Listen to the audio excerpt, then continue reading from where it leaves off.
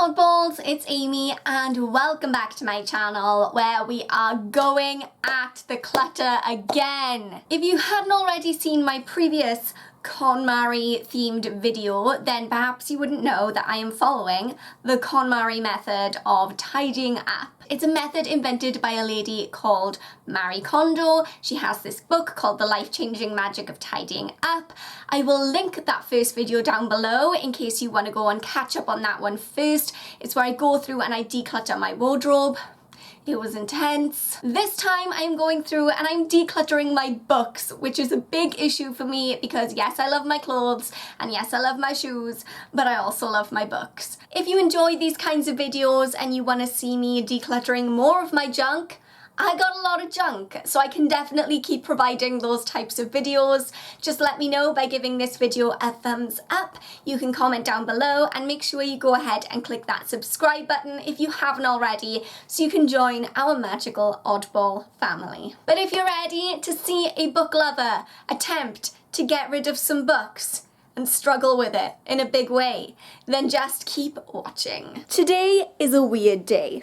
There's a storm on its way in, so the air outside is super sticky and heavy and gross, but the pollen count is also through the roof, so I'm all itchy and all the things. Can't open up all the windows to get air because the plants will kill me. I just am not in the mood to do makeup and hair and go outside. So we're gonna do some decluttering of books instead. Side note, I have this weird poof in my hair. I feel like one of those fancy show dogs in Crafts. That's all I have to say about that. So again, as per the Konmari method, I now need to gather up all the books in the house, put them in a big pile and go through and look at whether or not they spark joy. I'm pretty sure they're all gonna spark joy because books just spark joy for me, but we will see. So this is the main bookcase and this is kind of where all the classics go and my favourites. And also, I'm kind of ashamed to admit it, but everybody else's junk goes on here also. I keep trying to tell people that the bookcase is for books, not for paper clips, magnetic sand, and empty jars. I don't know. Why are you storing this stuff, people? So that's one bookcase. There's another smaller one upstairs, and then there is a big box of books in the attic as well. So I'm gonna gather them all up. It's gonna be another workout. Let's go.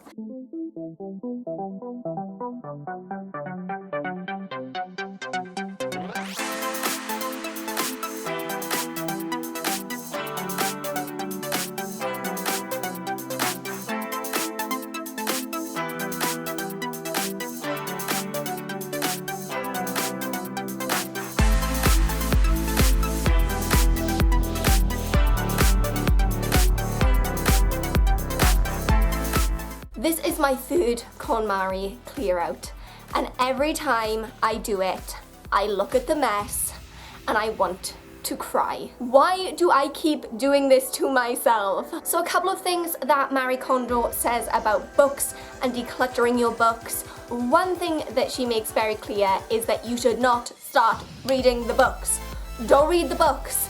This isn't a library, although it kind of looks like one. Stay focused. Keep your eye on the prize. Does it spark joy or does it not spark joy? We haven't got time to be reading the Lord of the Rings trilogy right now. Marie Kondo also says that you should get rid of books that you haven't read, because if you haven't read them by now, then you never will. Like, the time has passed.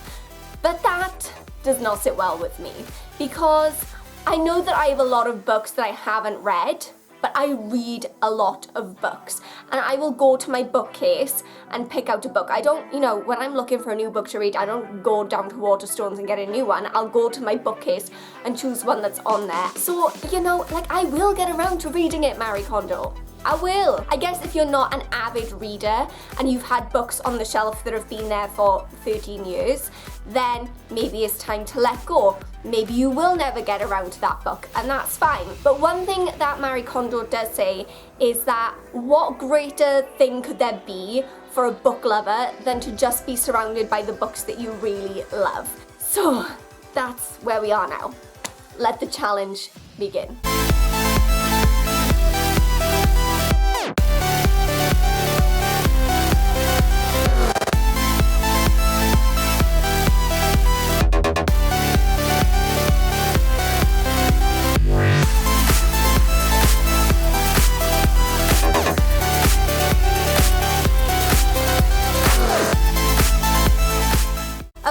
So I'm at a point now where I've gone through the majority of books from the bookcases in the house, and now I'm sorting through the books that came down from the attic. So far I am keeping 99.9% of the books, which doesn't surprise me because, like I said, books bring me joy. They do spark joy. Now I'm moving on to the box of books that were up in the attic, and a lot of those are books from when I was little. Hopefully I can let some go, because otherwise this was all a big waste of time.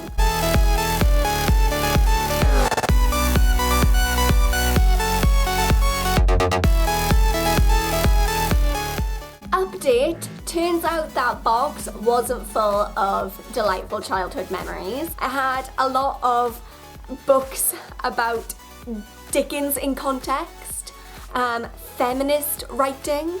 I had another copy of Virginia Woolf The Waves. I have 2 copies of that. I don't even like Virginia Woolf. I finally found the textbook that I took out of the university library 4 years ago and ended up having to pay for, and I was like, I don't know what you're talking about. I definitely returned that book. Clearly I did not return that book. I do have a small pile that I'm willing to part with, but most of them are staying with me. It doesn't look like I've actually achieved anything, but I promise you I have. This pile of books right here, these belong to my friend Beth. I borrowed them from her, so she's going to get those back in a couple of weeks when I see her. This big pile here near the sofa, those are books that aren't mine. Every other book in the house is mine, but this small pile here, these are either my mother's, my dad's, my niece or nephew's, so they're all there. This big old pile in the middle is what I intend to keep. I've got a little pile here that I want to get rid of.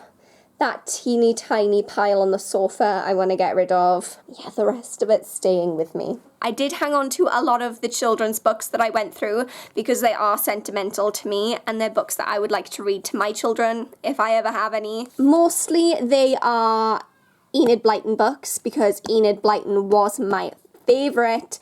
And then also snuck in with the children's books, we have some Not an Anthology of English Literature and the Riverside Chaucer. I'm probably never going to study Chaucer again because, unfortunately, I would have to sell a vital organ to fund a master's. But I still love it. I still love it. And I love being surrounded by the books that I love. I don't know, I can't help it. Yeah, there's that. Now we just have to decide which one's going back on the big bookcase and pack the rest of them away to go in the attic. I don't want to send you to the attic. I want you to be on display for everybody to see. But nobody shares my vision in this house. Okay, so I thought I would give you a final look at what I am getting rid of. So here is my little pile of books that I'm going to be donating. Some of them are actually brand new, so I might try and sell those on Amazon, specifically the textbooks. Yeah, I wouldn't exactly say that this was as successful or, you know, awe-inspiring as my wardrobe declutter that I did. But I got rid of some stuff, and that's something. Good luck with your decluttering journey, and please wish me good luck with mine, because I feel like I need it. Bye, guys!